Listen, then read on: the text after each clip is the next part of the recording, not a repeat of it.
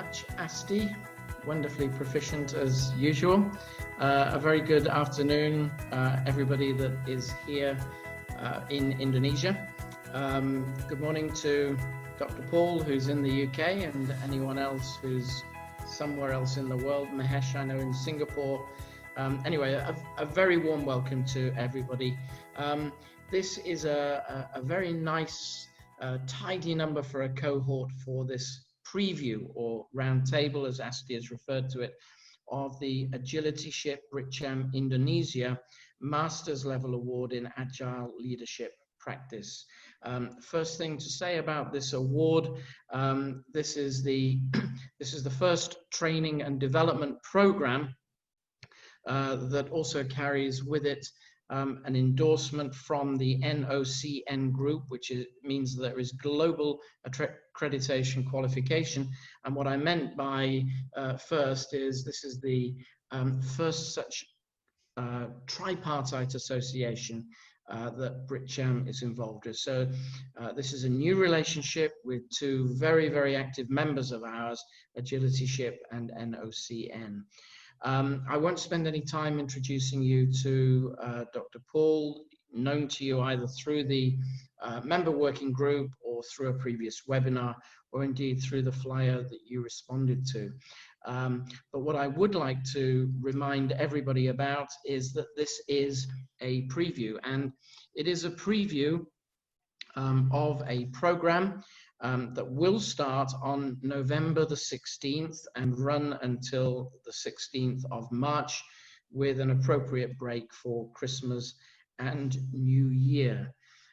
So you're on this program today, this roundtable, hopefully either as somebody that is personally interested in taking this master program. Alternatively, you might be part of an HR team and you will use this preview to try and identify others within your organization that would benefit from this program. Or alternatively, if you're from a slightly larger organization, please do bear in mind that this program can be done as an exclusive, as a bespoke for a cohort strictly and absolutely from your organization. So any which one of those ways. As you mentioned, we're running this as if you're in a classroom. So although you've been asked to stay on silent, do please feel free to take yourselves off mute and to chip in, whether that's with a question, a comment, a challenge. It really doesn't matter if it's all in pursuit of understanding what this program is about. I would just like to say that because of the uniqueness of this arrangement and because of Bricham's involvement and the fact that there are two other Bricham members involved, there are extremely privileged and preferential rates for enrolling into this program as well. So significant added membership value as a privilege to Bricham members. With that, I would like to hand over the floor, please, to Dr. Paul to take things over. I'll see you at the end. Thank you very much, Chris. Thank you, Asti, and welcome back to colleagues that I know, and hello to colleagues that I'm about to work with. Welcome from a wet and cold autumnal feel in the southwest of England. And what I wanted to do today for you is just give you a little bit more insight into this program, both in terms of its background, its objectives, the way the learning process works. So please do ask any questions as we go along, because I have covered some of this ground before, but I don't want to make any assumptions. So if you need any clarity at any point, please just ask. The first slide, thanks, Asti. The first slide here, I just want to give you a fairly simple. Asti, if you just go back one, just a fairly simple formula on which the program is based, just so we know how this is different. So the formula goes something like this. If you want to create a sustainable business, and by that I mean a business that continues to improve and thrive, or indeed if you want to have a sustainable career, or life in general, then we need to become together more agile. So the formula goes something like this. If we learn more about our leadership practices, and more on that later, if we develop those 12 leadership practices, that creates more agility in ourselves and other people, and inside our business cultures, and indeed our communities, and that leads to more sustainability. So that's the formula, and what I'm going to do is I'm going to unpack that a little bit more now for you, so you can see how this program converts that formula into something that's very practical as a learning process. Thanks, Asti. Thank you. So what AgilityShip does, generates renewal, relevance, reinvention, and resilience for business, career, and life in a turbulent world full of entrepreneurial opportunity. Now, what I mean by this is that we're all facing significant disruption at the moment, but you know, this isn't the first significant disruption we've experienced, is it? You know, we had the great financial crash. Now we've got a global pandemic. Guess what? There'll be some more waves of disruption on the way, probably related to climate change, almost certainly created by developments in technology, particularly robotics, AI, which is actually going to, again, have a significant impact on business, career, and life. But I wanted to highlight this full of entrepreneurial opportunity, because, you know, often disruption is the mother of invention. And so coming on to this program, the idea is that not only do you think about how you're currently navigating disruption, you also are stimulated to think about alternative ways of doing things, or indeed alternative businesses, products and services. So this is not just about surviving the current disruption. It's actually about thinking ahead, being energized to come up with new ideas, to innovate, and to come forward with perhaps businesses, services, products that are even more fit for future purpose. This second paragraph is quite long. I'm not going to read it all out. I mean, you can read that yourself. But what I wanted to highlight here is that the principle behind this program is that you can't do leadership on your own. That leadership which creates agility and therefore sustainability is a collective enterprise. Obviously, it starts with people that are leading change, but it's a lonely place to be, as a lot of CEOs, directors, senior managers are finding out at the moment. And so without involving others and without generating and developing agility in others, you're unlikely to be able to maintain a sustainable business. A couple of other aspects are that we do have to start to turn our attention to the next wave. So green technologies, or indeed environmental concern, probably now even more needs to sit at the heart of purpose and visions for businesses, for careers. And the morality question is also key, because what's happening in the world is that this pandemic, for example, is falling more heavily on those that have the least assets. And so there's also a social justice element to this, which of course matters, because businesses need to build reputations in their communities. And part of that reputation building is to look after their communities, because communities create customers. Communities are full of people who we may want to attract to our business, either as employees or investors, for example. So that whole world of change is beginning to to impact on questions of for our leadership. So the qualification outcomes are fourfold. The first one is self-leadership. By the way, this program has now already been run 25 times across 5 continents over the past 5 years. So it's not a new program in that sense. It's an adaptation of an executive MBA module which I ran across those 5 continents and 7 different business schools. We've also run it in-house. Now, a lot of the people that come onto this program, you'd wonder why, wouldn't you? Why would a CEO or a director want to come on the program? You know, they're obviously already running profitable businesses. Well, when you ask that question at the start, there's a number of reasons why senior people want to learn more about their leadership agility. The first is the obvious one. Yeah, they've been successful so far, but how can they maintain their success? But the second one relates to this thing called self-leadership. A lot of the people that come onto the program want to improve their leadership agility.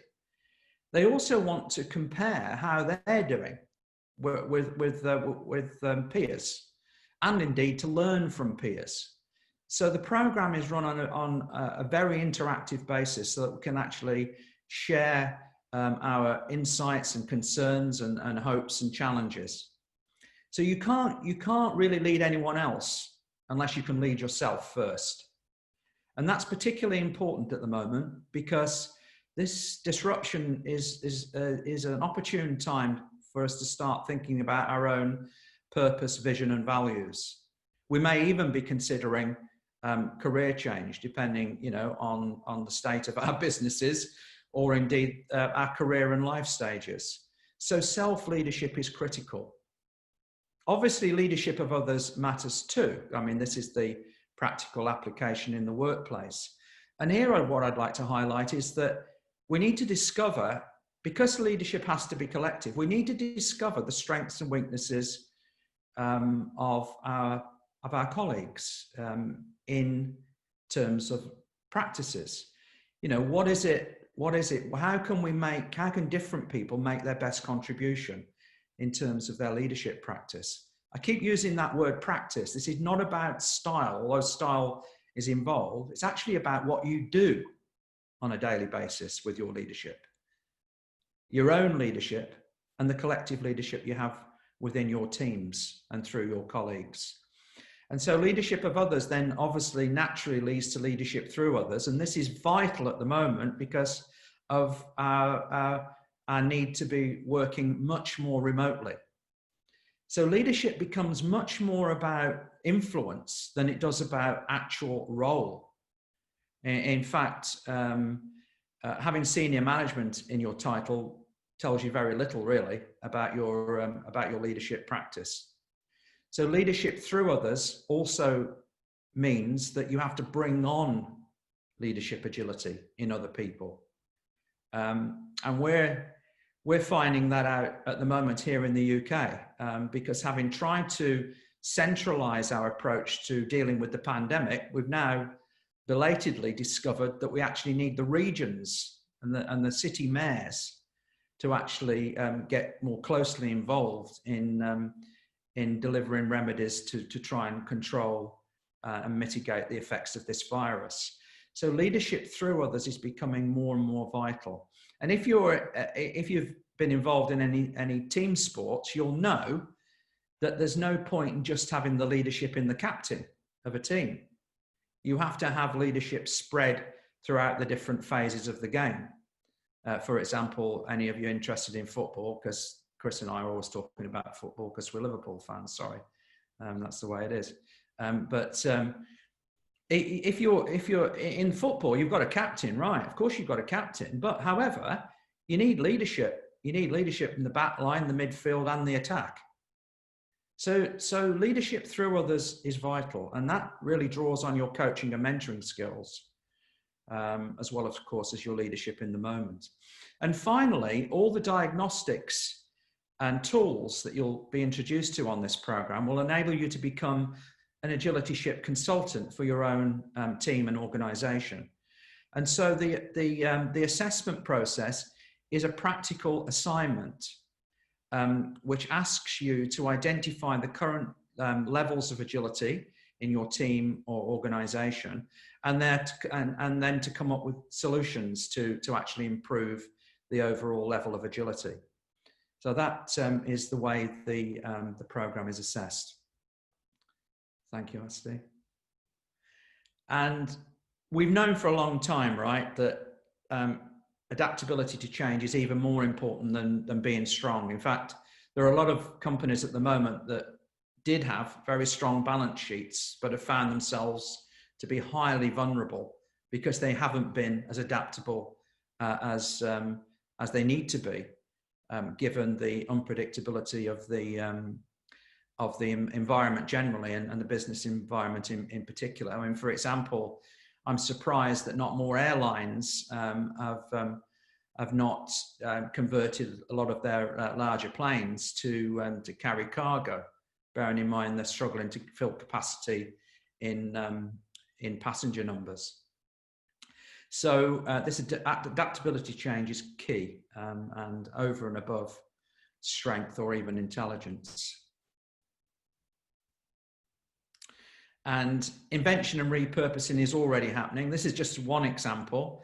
It's a car company in Canada that on the back of COVID-19 and the fact that people didn't want to travel with one another, they've come up with this solo car. Obviously, it's green as well.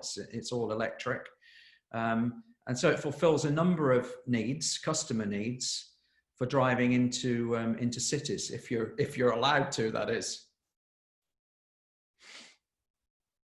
I just want to draw some distinctions now between the word leadership, and adaptive leadership, because I think there's quite a bit of confusion out there. When I talk about leadership development, I'm not talking about the leader. I'm not talking about a particular personality, because guess what? Personalities are very, very difficult to change. Personality often gets laid down by the age of 8 or 9 years old. So a lot of CEOs and directors that come on this program often have these celebrity figures in mind and sort of measure themselves against them, thinking to themselves, my word, there's no way I can become like Nelson Mandela or Richard Branson, or, you know, there's no way I'm going to be able to reach that. Well, that's absolutely true. You won't be able to become Richard Branson unless you're genetically related to Richard Branson. You won't be able to become Richard Branson. So although we can learn off celebrity leaders in any walk of life, we can't become them. This program allows you to become a better version of yourself through your leadership practice. It will not change your personality. It will give you some insights into how personality might be impacting what you do, but it's more about changing what you do so that it's more impactful and influential. So we're interested in the processes of leadership, not the personalities of leadership. So this communication that's going on, people shouting at one another across a table, these are the human-to-human interaction processes which we need to improve. Communications, relationships, and knowledge exchange. Those are the fundamentals. And we have to do that as speedily and with as much quality and clarity as possible, particularly during times of rapid change. Communications, relationships, and knowledge exchange is what really matters. And the better you get at that on your own and with other people, the more adaptive you, your team, and the business are going to become. Now, there are 2 types of agility that you will get to develop on this program. And the reason it's spread out over 3 months is because of the learning process. The first thing is that you need to develop your agility in the moment. And I've got a little bit of an insight into one of the practices for you later on in this session, just so that you can understand what that might consist of. Agility in the moment is what's happening every day, you know, and if your business has been impacted by something that totally out of the blue, if your workforce suddenly are experiencing difficulties, your teams are thrown challenges which they weren't even thinking about, then obviously you need to be quite fast in the way you respond. But the way you become better at giving the right responses is through practice. So this sailing boat here that you can see that's in very turbulent waters, I mean, sailors experience conditions that come onto them very quickly and without notice, high winds and high seas. So every person on this boat needs to understand what their roles are on this boat. They need to practice their leadership in the different phases. Some people need to be good at hoisting the sails and getting them down again. Others steering the boat, others providing balance. So agility in the moment requires learning practices together, rehearsing practices.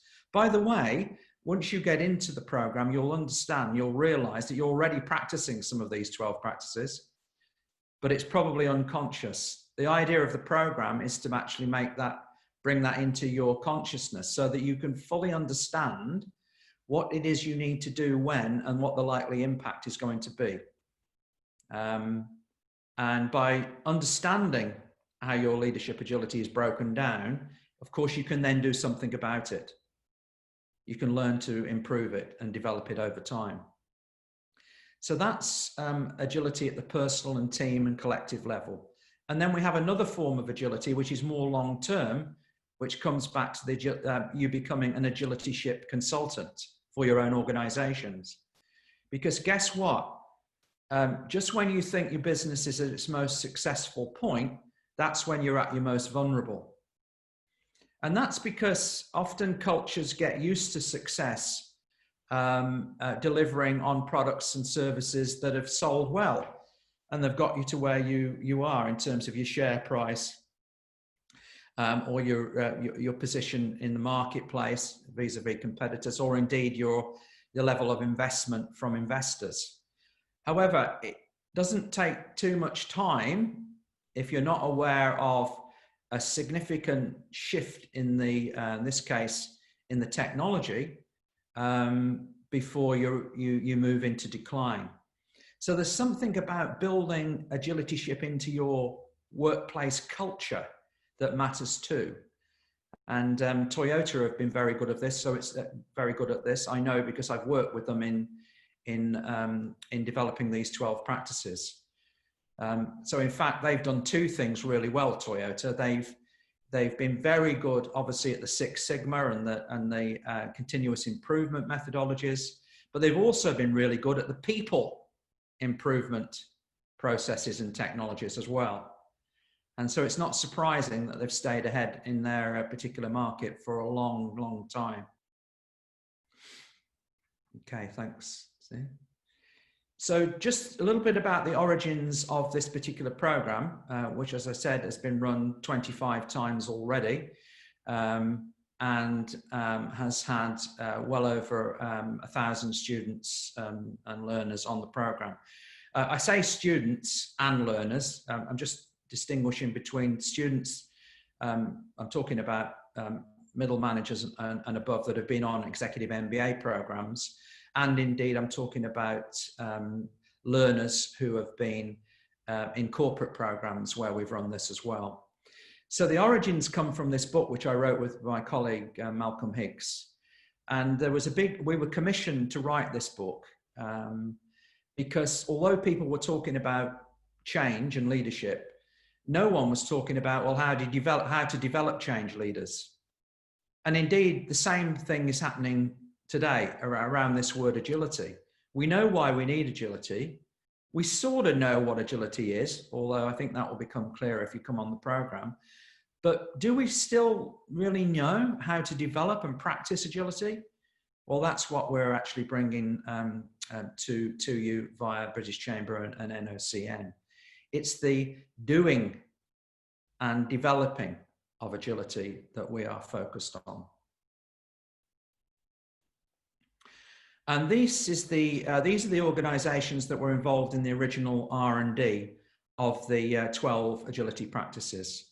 And you can see Toyota's there. It was developed through a university business school spin-off, that is the program. And that was because of where I did my doctorate, which was Henley Business School. You can see we involved both the public sector and the private sector. And that was important because we wanted to make sure that the 12 practices worked in across different sectors and different types of organizations with different products and services. Thanks, Asti. And there's just a sample of the nationalities of the managers that have been on the program. The reason, therefore, that we can actually say that this is also transcultural in terms of relevance is that we've actually used this successfully with, as I said, well over 1,000 managers from probably approaching 50 different nationalities over the last 5 years. And this excuse me? Yes. Dr. Paul, we have a question from. Yes, of course. We have a question from Ms. Irma Batubara. It is on how to synchronize personal and collective agility, as this does not relate to personality. Okay, a good question. So the synchronization comes from fully understanding which of the 12 practices all the team members, let's say you've got a senior management team. The synchronicity comes from understanding through our diagnostics, because we have 2 diagnostics, one which enables you to analyze the strengths and the weaknesses across the 12 practices, and the other which actually looks at different personal values in your leadership. And so we get the synchronicity from understanding the strengths and weaknesses across a team. And therefore we can actually, in terms of delegating particular roles and tasks and activities, we can actually use some detailed diagnosis, which we discuss together as a team, as to who's better at doing what. So that's where the synchronicity comes. So just like I showed you that example on the yacht, different people are obviously going to have different leadership strengths, which they can deploy depending on the changed circumstances. So it's through diagnosis, discussion, and then allocation of specific roles and tasks to our team members. Did that answer the question? Okay, thanks, no worries. Okay, so you've received the PDF document that Asti sent out, which has got all the detail of the 12 masterclasses. These are, of course, the 12 practices. And so here's just the list again for you, just to give you a flavour of the topics that are covered. But bearing in mind that these are not lectures, so don't think that just because it's been delivered in a business school that they're lectures. They're not. We'll be introducing you to some of the science, of course, but it's very interactive, and these are the outcomes. So it's very much an outcome-driven program, and this gives you an insight into the 12 improvements, for want of a better description, that you will get from coming onto the program. And today I'm just going to give you a little bit more insight into Agile Leadership in the Moment, which is the second masterclass. So you can see that there's a wide range of learning elements here, and they're all related either to personal, team, or collective leadership in some way or another, and they all require significant development of different forms of communication, relationship building, and knowledge sharing, and different mixtures of those, which become more obvious when you're embarking on the program. Thanks, Nasty. And this is the learning methodology, and this, you can see, is the people continuous improvement system. So this was the inspiration from Toyota. If we can improve the people that we work with in leadership practice terms, because our view is that leadership isn't the sole province of management, then we can build and sustain adaptability for the long term, and produce a much more agile working culture. So this is just to show you how the practices link up for different phases of change, starting with the why and going anti-clockwise. So first of all, we need to understand what our purpose is, and whether that's a business purpose, an individual purpose, team purpose, or indeed a community purpose. And there are 4 practices which help us clarify and communicate our purpose. Then we move on to the what. What do we need to change? What is the innovation that's going to make a difference here? And for that, we may need to replenish our resources. So understanding the not just the leadership practices we have around us, but also all the other good technical and professional expertise that we can draw on, and how to draw that together to actually create innovation.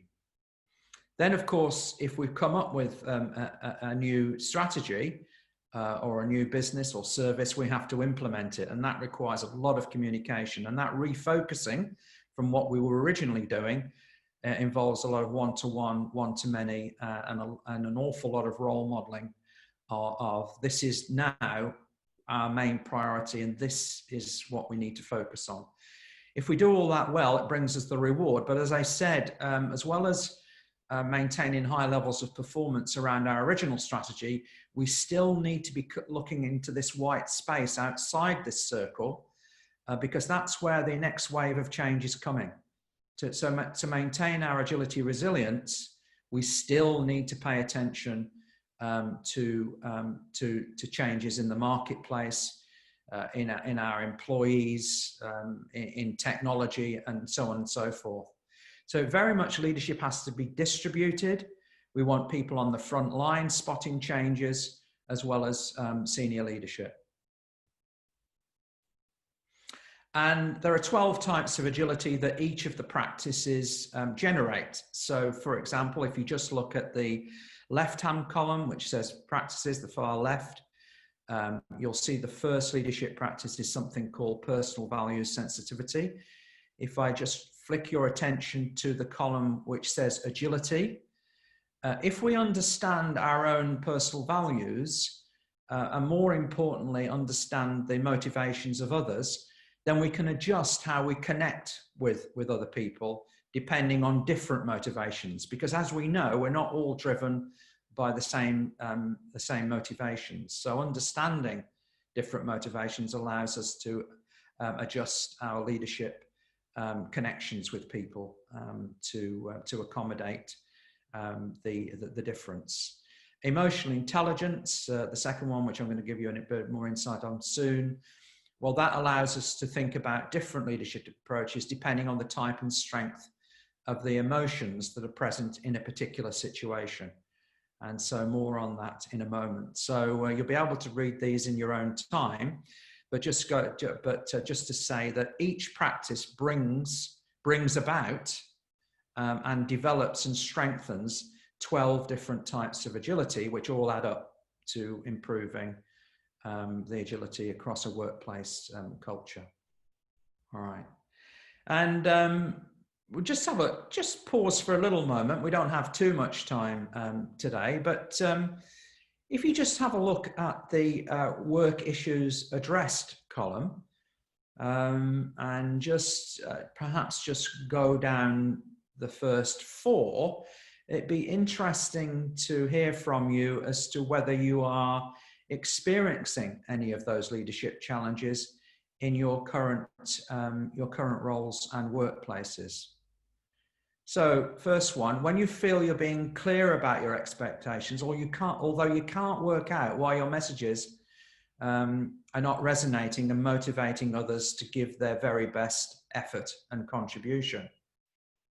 Is that a current challenge for you? Or when you're reacting to your own and others' feelings, and there's a lot of emotion going on at the moment because people are working at home, they're juggling family life with working life, sometimes with ill health. When you're reacting to your own and others' feelings, although sometimes you think you're adding fuel to the fire, rather than making those relationships stronger and longer lasting. So your emotional sensitivity may be, or lack of it, or the need to improve it, may be causing some effects which aren't that helpful if you want to keep people committed to you and what you're doing. Or when you're overwhelmed with business information, but finding it difficult to explain what's currently taking place, and including explaining to employees, well, what is the business rationale? Are we still doing what we were always doing, or are we changing? And what are the impacts of that change? So in other words, being transparent and clear about the need for the change. And we're often pressed to make decisions, aren't we? Which can have significant impact. But sometimes we act too quickly without reflecting on the knock-on effects of a particular decision. And that can be at a personal, team, or whole of business level. So how much time due diligence do we do when we're feeling under pressure to act very quickly? Whereas in fact, what we should be doing is, just to use a simple phrase, is sleeping on it, and more importantly, taking soundings and having longer, more detailed discussions about the particular change that we go on and implement. Okay, and so you can use this these work issues addressed to think about your current challenges and which are the ones that you're not experiencing, which are the ones that you are experiencing, and what that might be to do with in terms of your own and your colleagues' 12 practices, which are highlighted on the left. Thanks, Asti. So I said I would give you a little bit of a sample, a little bit of an insight into one of the masterclasses. And this is Leadership Agility Practice number 2, Emotional Intelligence. So just to say that the learning process goes something like this. Before the masterclass takes place, you'll be given a couple of readings. Obviously, you'll be given the slides that we're going to be using in the session, and some of the background science, some of which is from my original book, but other applications and insights which are more contemporary, because just like anyone else, I have to keep up with the changes in the leadership development science and application. So a little bit of pre-reading. You're given the learning resources before you come on, and then we discuss and delve deeper into how to do emotional intelligence and improve leadership performance in your roles or in your teams. So it's very much question based as well, and you can see we always pose key questions related to each of the practices, and we have good open discussions about how we're currently handling or trying to handle particular challenges related to each of the 12 practices. So emotional intelligence it consists of interpersonal intelligence, emotional intelligence, and intrapersonal. Just want to have a look at interpersonal emotional intelligence, Asti, if we move on, please. And so our interpersonal emotional intelligence is to do with picking up the emotions in others, as well as our own, when we're trying to adopt a particular leadership approach. So there are 6 main leadership approaches that we would need to draw upon and we'd need to be agile in, including sometimes in one single conversation, where we have to move between different leadership approaches. And these are 6 different leadership approaches. It's driven by the emotional demands of the change, the situation we're experiencing. So often in a crisis situation, we need to be really good at this coercive commanding style. Do what I tell you. Okay, Asti. If we're actually turning around our organization or taking it in a completely different direction, or indeed we have new leadership, then we need to draw on this authoritative, visionary approach. And that's really about selling a compelling story about a new journey that we're embarking on. So it requires much more of a belonging development in our emotions, our ability to help people get excited about connecting with us and coming on a new venture. Affiliative is important when we're going through troubling times, and my word, don't we need this at the moment. And it's difficult, isn't it, to do what's in this picture. You know, we can't put arms around one another, even if we wanted to. So what are we doing to maintain the demonstration that we actually care for people at the moment? It's so important, bearing in mind the remoteness of a lot of our operations and the fact that people are in distress, although an awful lot of people are also, you know, quite energized by making new contributions. So this affiliation, the caring for one another's ideas and feelings is vital at the moment. Democratic, yes. If we're going to generate a learning culture, we need to draw on other people's ideas.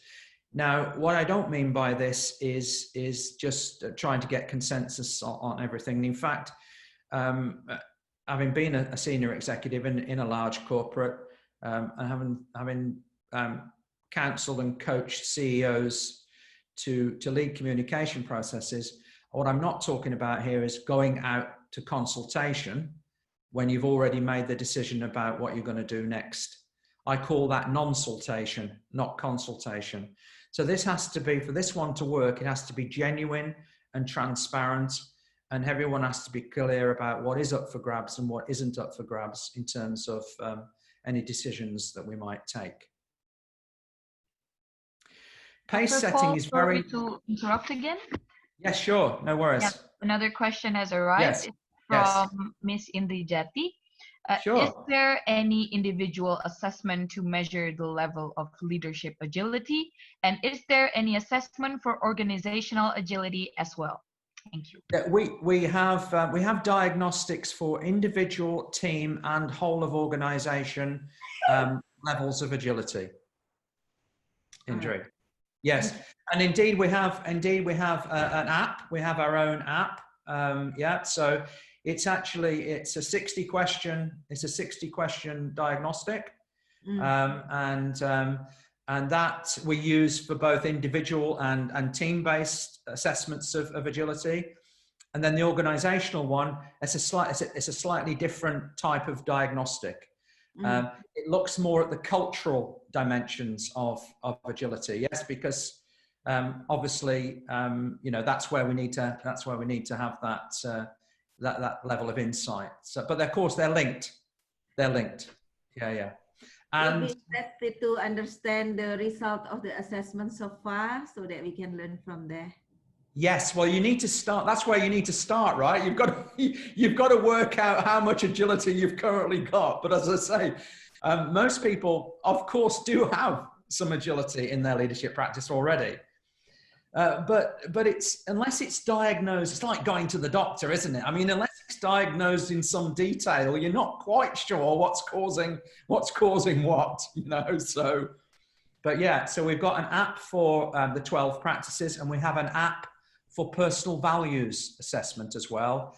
And then we have a wider range, which is more of a consulting diagnosis of the level of agility in the organizational culture. Okay. Thank you. Did that answer your question? Yeah, thank you. No worries. So just coming back to emotional intelligence and practice number 2, yeah, pace setting. You know, sometimes we really need to move quickly if we're not going to have a significant adverse impact, you know, in our team or our business. So often our leadership really needs to ramp up the speed with which we make and implement decisions. So, but you can't keep pace setting because you burn people out, right? And the other thing is, leadership, as I said before, it's hard work. It's energy. It depletes your energy, which is why in cycling like this, in performance cycling and in organizations, you need other people sometimes to take the lead and to give you a bit of a rest, you know? So that's when I said that leadership has to be collective if you're going to drive and improve agility. It really does, because it's hard work. It's very hard work. Yeah. And finally, the 6th leadership approach is one, Asti, if we just move on, is coaching. And, you know, this is the one that we need for any form of change. We need to develop our coaching and mentoring skills. We really do. So we're not just talking about transformational change here. We're talking about even short-term transactional change that may require upskilling people in different professions, you know. So coaching and mentoring is vital. And the other reason it's vital is, as I said to you, through this program, you'll learn how to bring out the leadership in other people. Because what you want to do to create a sustainable business, you want to create a leaderful business and not rely just on people in senior management. So bringing on the next generation of leaders is key to the long-term viability of an organization. And so just to wrap up, well, Indri, I've just been talking about here. If we start at the top left box, the ALPD is the Aitken Leadership Practice Diagnostics. So those are the diagnostics. So first of all, we find out how much agility we have or haven't got. Yeah. And then we start to consider how well are we currently doing these 3 foundations of the 12 practices: interpersonal communications, relationships building, and knowledge creation and sharing. And then through the program, we get to work on the different sets of practices. So if you go back to the wheel when you have a bit more time, you'll see that the 4 phases: reflect, replenish, refocus, and reward. Each of those phases have different practices. And these are the outcomes that you will get from learning those sets of practice: learning, developing, and applying. Remember, don't forget the applying.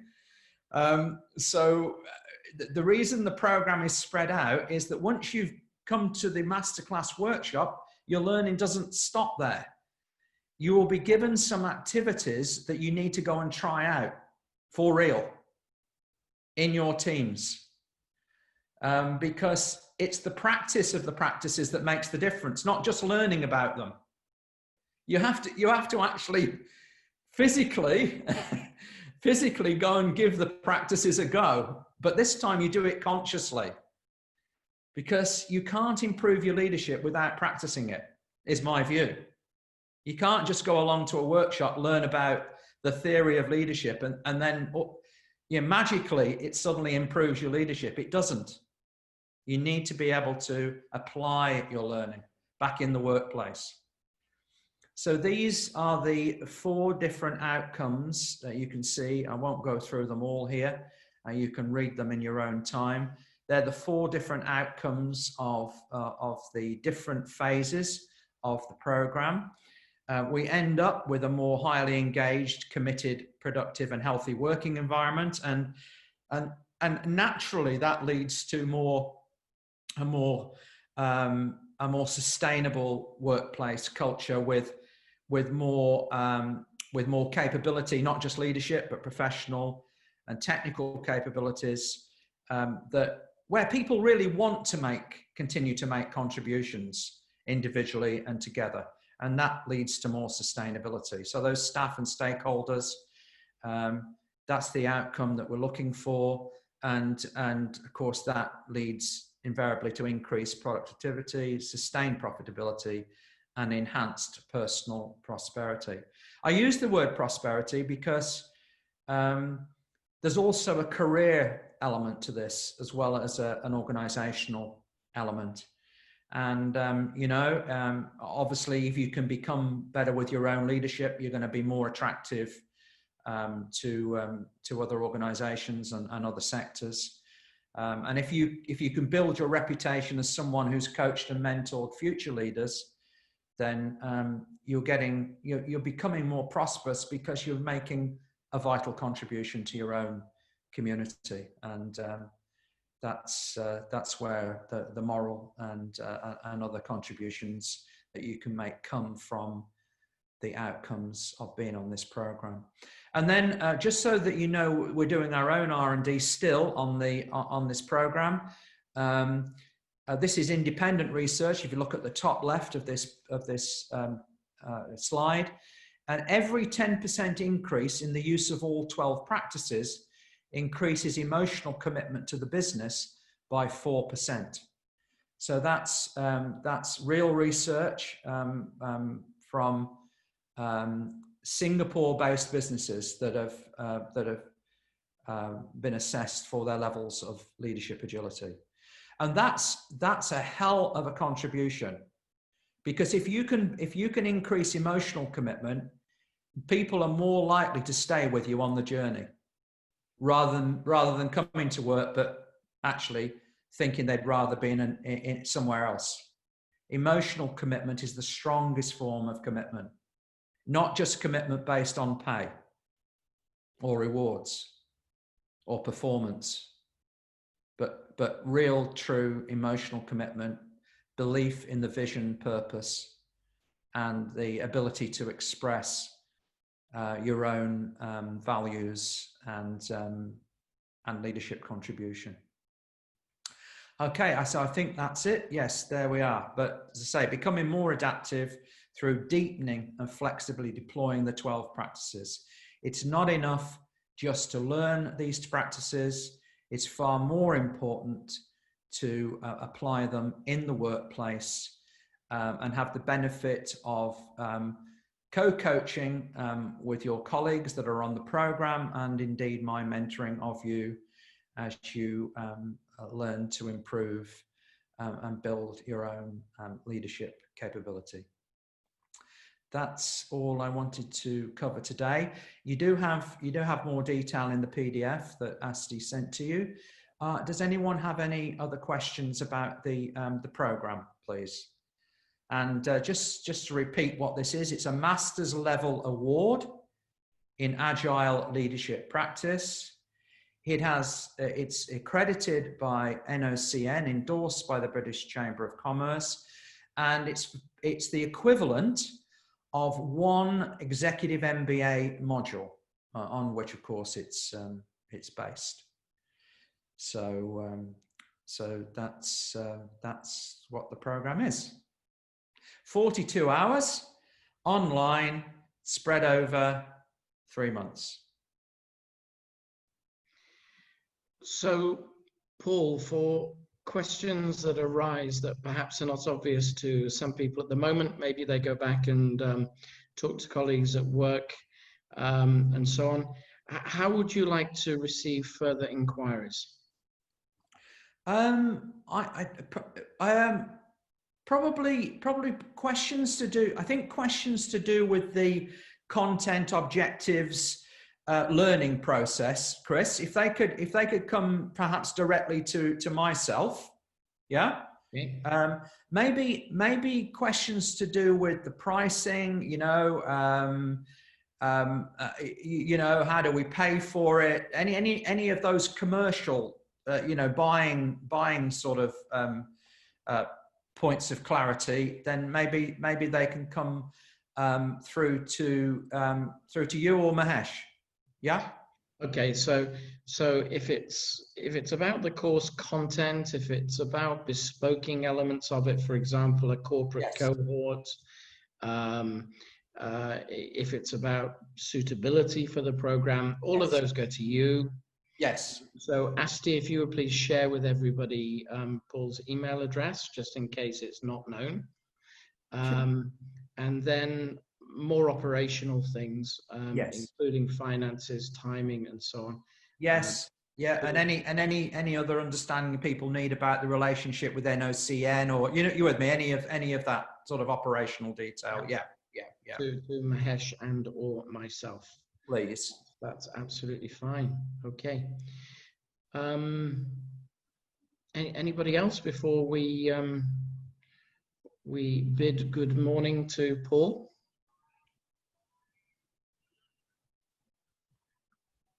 No, all absolutely crystal clear. Excellent.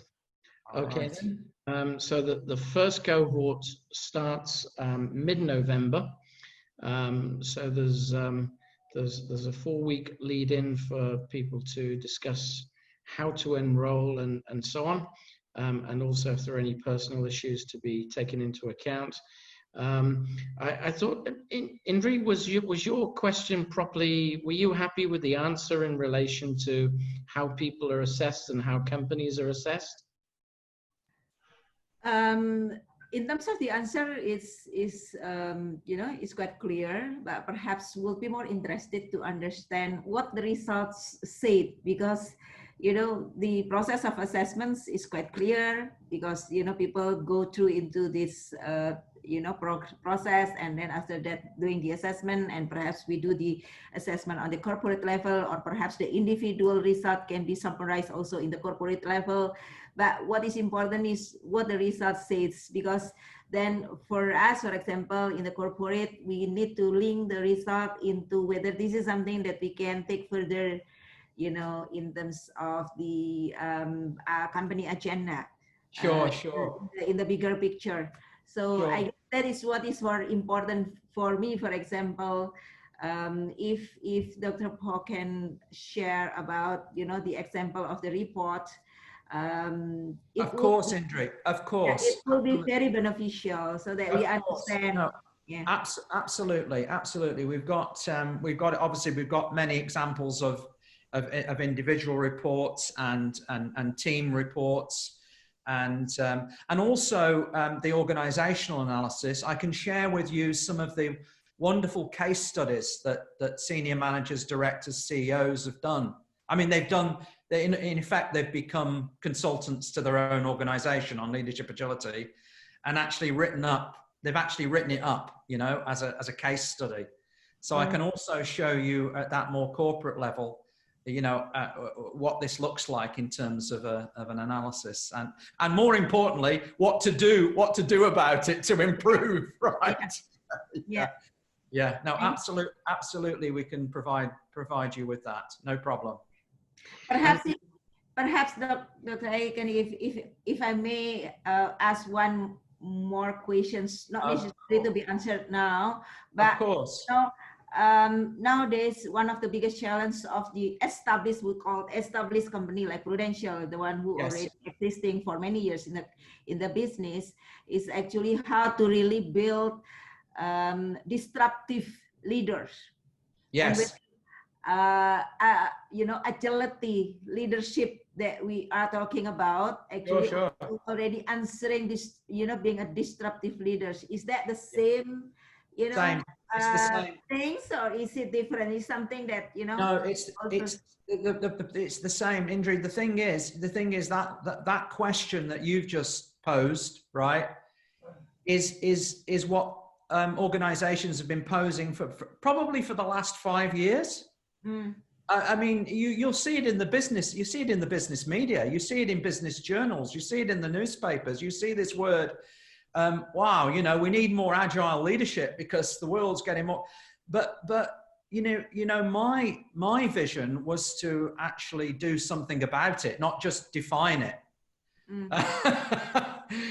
Because you can define it forever, but can you actually improve someone's ability to become more agile is what I was focused on. And that's the journey we've been on for the past 5 years. And so, the thing is, disruption, you have to disrupt yourself before you can disrupt other people. But it's best to do that though with some certainty, with some science, with some confidence that if you do disrupt yourself, you know what you're disrupting, why you're disrupting, and why you need to do something different, rather than just disrupting yourself and everybody else. In other words, it has to be thought through, right? It has to be thought through in some level of detail, because otherwise it's just chaos. I mean, it's a recipe for chaos, right? If everyone's just disrupting everything, well, but it starts with you as an individual. You need to really reflect on your own leadership agility first, okay, before you start disrupting other people. And I would just like to say how disruptive all of you will prove to me if I can't get you off this screen in the next couple of minutes. Yeah, exactly. Sorry, Chris, I didn't. Yeah, exactly. I'm just looking at it, 10 past. Yeah. Better go. I've got to use this platform for an unscheduled BritCham board meeting. Yeah, no, exactly. Hey, thanks very much, Chris. All right. Every one of you. So just in closing, this has been I think a wonderful preview. It can be the beginning of a longer dialogue, if that's what's needed, with Paul on qualitative issues relating to the program. It can also prompt a dialogue with Mahesh or myself in relation to operational issues regarding the program. But do feel free to take away the information that you have and consider it in the context of your roles.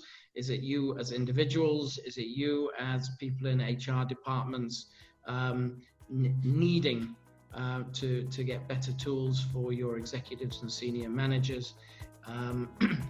Then the conversation can be had. So with that, I'd just like to bid you all, I think you're all in, except for Paul, you're all in Indonesia. So wish you a very, very good evening.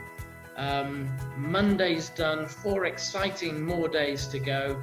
And then it'll be, thank God it's Friday, won't it?